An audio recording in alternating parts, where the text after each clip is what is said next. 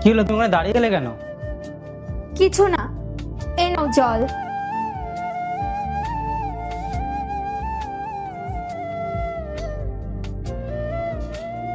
এই নাও এই মাসের মাইনে। ঠিক আছে, তুমি হাত মুখ ধুয়ে আসো, আমি খাবার বাড়ছি। ঠিক আছে।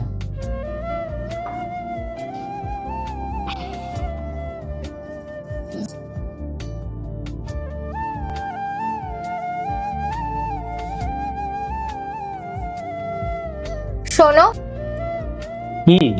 আমার না একটা নতুন শাড়ি কিনতে হবে, কোনো ব্যাপার না, কিনে নেবে। আর ঠান্ডাও খুব পড়ছে, একটা সোয়েটারও কিনতে হবে। আরে বাবা, আমি ওখানে বারণ করেছি তোমার কোনো কিছু কেনার জন্য? তোমার যা ইচ্ছা কিনে নেবে। আর হ্যাঁ, তোমার জন্য একটা জুতোও কিনবো। জুতো? আমার জন্য আবার জুতোর কি দরকার? জুতো তো আছে, আমি ওটা পরেই চলে যাব, আর বেকার খরচা করার দরকার নেই। কিন্তু তোমার জুতো। আরে কিন্তু কিন্তু কিচ্ছু না, ওই যা জুতো আছে ওই পরে চলে যাব। তোমার যা যা নেওয়ার তুমি নিয়ে নিও। আমাকে একটা কথা বলো তো, তুমি ইনকাম করো কিসের জন্য? ইনকাম কার জন্য করি সেটা তো জানি না, কিন্তু বেঁচে আছে শুধু তোমার জন্য।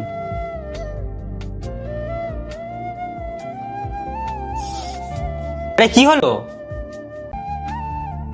ওই কিছু না, তোমার জন্য জল আনতে যাচ্ছি।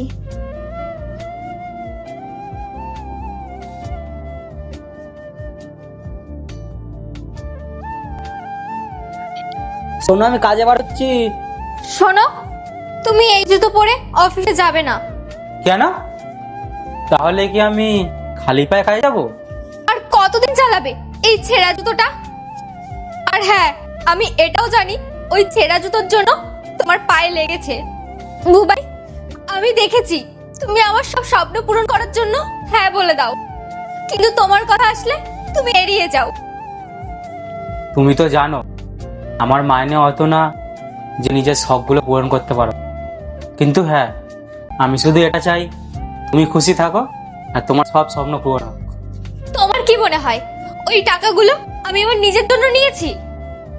তুমি তাড়াতাড়ি চলো, আগে আমি তোমার জন্য জুতো কিনবো, তারপরে আমার সবকিছু কিনবো, না হলে আমি আর কোনোদিনও কিছু কিনবো না।